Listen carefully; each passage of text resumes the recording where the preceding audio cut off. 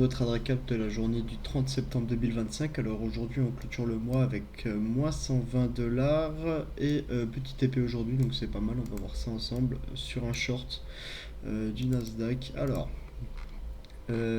c'est parti, on va tout de suite passer en revue ce qui s'est passé. Alors juste ici on peut voir qu'on a un point STDV, un standard de déviation. Je suis en train de voir ça. Je suis en train d'approfondir ça avec ICT. J'ai vu pas mal de concepts de ça et je trouve que le concept a l'air plutôt pas mal. Donc pour l'expliquer, pour l'instant, je pourrais pas vraiment. J'ai pas envie de dire de bêtises justement, donc je préfère ne rien dire et juste utiliser de mon côté. C'est pour ça que depuis les dernières vidéos, vous voyez des FIB sur le côté, mais c'est juste pour moi en fait pour l'instant, pour essayer de backtest, voir comment ça marche et si j'arrive à l'intégrer à ma stratégie. Donc voilà.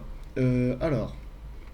Ici, on peut voir que on avait la journée d'hier qui était pas mal aussi. On est revenu dans le fair value, dans un fair value gap H4 juste ici à 0,25 points. Puis on a délivré baissier. Donc ici là, c'était vraiment très précis cette zone là. Ensuite, on a fait toute une zone de range, on a clôturé. Et avant l'ouverture de minuit, on voit qu'on est venu prendre ces liquidités. Ici, c'était vraiment très lisse. Il n'y avait aucune prise de liquidité qui a été faite. Ici, on en a pris une. Ça veut dire que là, maintenant, on a un plus haut de prise de liquidité ici. On a un short term high juste là. Et là, on a un short term high juste là. Donc ici, on a un intermédiaire high juste là. Donc on s'attend à ce que, ici, en court terme, on revienne réagir à la baisse dans cette zone. Et ici, c'est ce qu'on a eu. On avait une zone de liquidité en M15. On est venu clôturer à la hausse. Je crois H1, c'était la même chose. Clôture à la hausse du H1 pour venir reprendre ces liquidités là et faire peur aux retail et banques.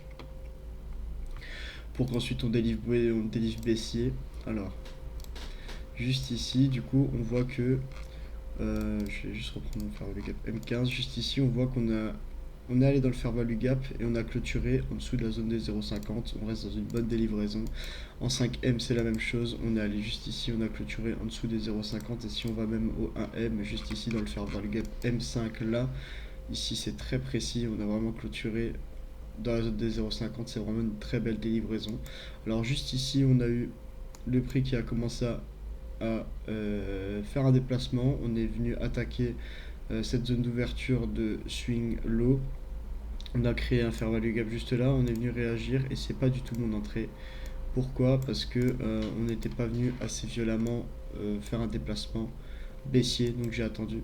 J'ai attendu sur cette bougie et c'est sur cette bougie que j'ai pris ma position baissière, donc je suis rentré juste ici.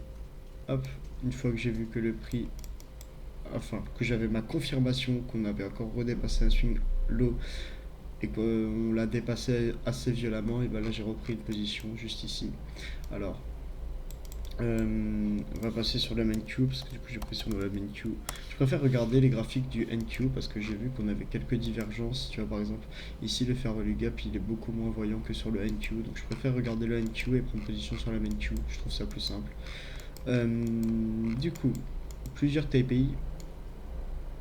Alors, premier TP dans la zone des 0,25 juste ici, presque 50% de ma position. Pourquoi? Parce que on est revenu dans un fair value gap M5, sachant qu'on est sur des plus hauts time frame. Je ne prends normalement pas de position baissière. Enfin, j'en prends, mais ils sont très régulés et très comment dire, enfin je fais très attention à ce que je fais quoi, parce que normalement je suis censé que prendre des positions haussières. Donc quand je prends des positions baissières, c'est sur des bons setups.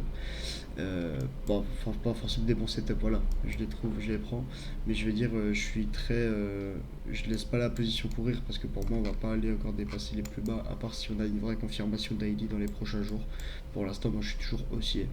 Donc j'ai pris ce trade baissier jusqu'à la zone du retracement 0,50% des 15 minutes juste ici. Donc cette impulsion, même H1 en fait qu'on a juste ici. Voilà. J'ai pris un TP quand on est arrivé dans la zone premium. Et on peut voir que c'est parfait. Juste ici. J'ai repris un TP, du coup là, plus 4820, je crois que j'avais pris ici. Juste ici sur le plus haut de ce fair value gap, j'ai pris un TP de 4 lots et je me suis fait trail stop juste ici sur ma dernière position hop, juste ici. Et ça me donne du coup un balance total pour la journée de 229 $, sachant que j'ai pris 12 contrats à la baisse de micro-contrats, bien sûr, pas de mini, de micro-contrats. Donc voilà, pour la journée, je m'attends quand même à une délivraison baissière. Pourquoi? Parce qu'on a un gros pool de liquidité ici. Alors ça me choquerait pas que le prix revienne justement peut-être dans une de ces zones-là, prendre une dernière liquidité.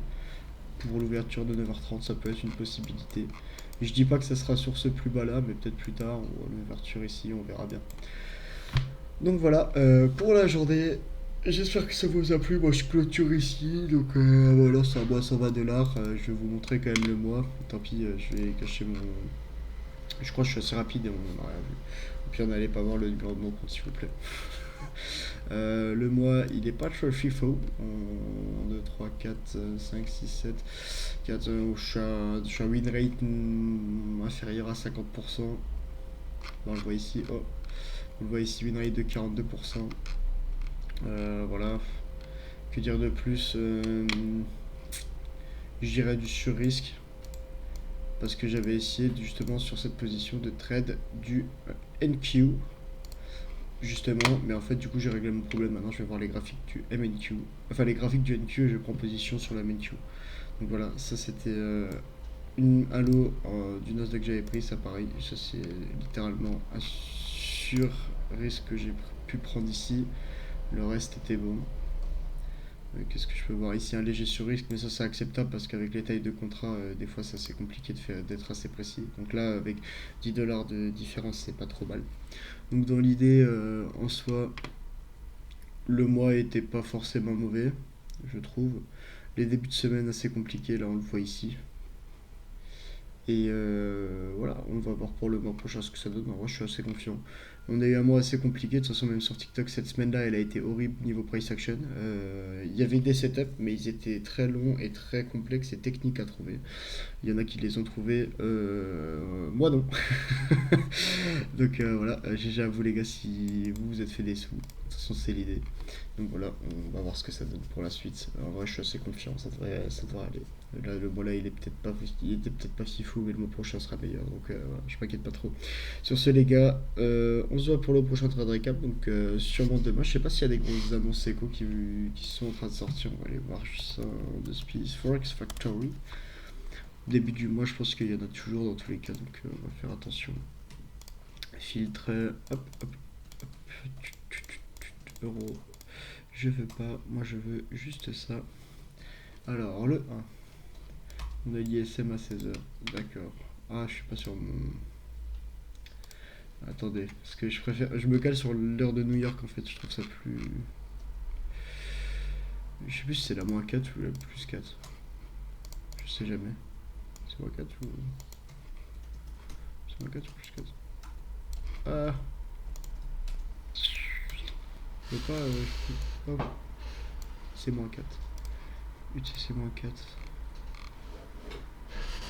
On va prendre le pif. Ah bah, faut y Porto Rico, c'est pas grave. Là où TJR habite. Alors, à 10 à 10h ISM, ok. 8h15 ADP non farm, je sais pas si ça c'est des annonces genre marquées en rouge, mais souvent ils affectent pas vraiment les marchés. L'ISM un peu quand même, faudra faire attention. Donc le mécanisme demande de chômage à 8h30. On verra si ça affecte ou pas ISM encore. Et le taux de chômage à 8h30. Alors là, vendredi, je pense que jeudi, vendredi, je sais pas si je traderai la fin de semaine, même si je clôturerai pas ma semaine maintenant. Parce que si le taux de chômage il sort vendredi, le problème c'est qu'on va créer de l'attente sur toute cette semaine et taux de chômage. Donc à voir demain comment les marchés ils évoluent, à voir comment la journée d'aujourd'hui évolue, mais je pense que peut-être que je clôture ma semaine ici au final. J'avais pas vu qu'il y avait le taux de chômage. Après il y aura le PPI et le CPI, je sais pas c'est quand. Vous vous foutez de ma gueule là. Oh putain, il sort seulement le 15 et le 16, ok. D'accord. Bon bah, bon holiday, certains faire attention. Ok, bah on verra pour le mois d'octobre ce que ça donne. En tout cas, je sais pas si je traderai la fin de semaine en vrai de vrai. Demain je regarderai si vraiment on a un impact sur les marchés ou pas. On verra bien. Voilà. Donc sur ce les gars, je vous fais des bisous. On se voit pour le prochain trade recap. Du coup, je sais pas si je vous vois encore cette semaine ou pas. Je sais pas, vous verrez dans tous les cas. De toute façon, vous me voyez sur Instagram, sur les réseaux, un peu partout. Je continue à faire des vidéos. J'essaie de poster des vidéos un peu différentes sur TikTok d'ailleurs. Je sais pas si c'est bien ou pas. On verra bien. Voilà. Sur ce les gars, je vous fais des bisous. On se voit pour le prochain trade recap. Bye bye.